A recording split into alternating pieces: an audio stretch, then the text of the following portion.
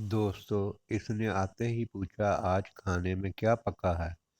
بیوی منہ پسور کر بتانے لگی میں نے آگ پر تمہارے لیے مزیدار گوشت بھونا تھا مگر کتا لے کر بھاگ گیا۔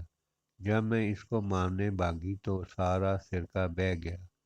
اب میں نے آٹے کی مدد سے کمرے کا سارا فرش صاف کر دیا ہے اور اب وہ کمرہ بہت صاف ستھرا نظر آ رہا ہے۔ تمہیں پریشان ہونے کی ضرورت نہیں۔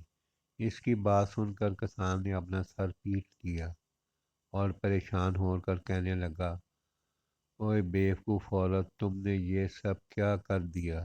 تم نے گوشت کو چولہے پر کیوں چھوڑ دیا تھا؟ اور پھر سرکے کے ڈرم کی ٹوٹی کو بھی کھلا چھوڑ دیا۔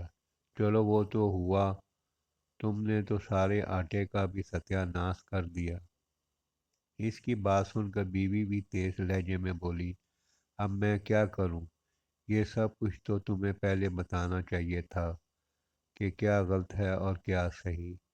کسان جانتا تھا کہ اس کی بیوی کم عقل ہے، لہذا اس کے ساتھ جھگڑا مناسب نہیں۔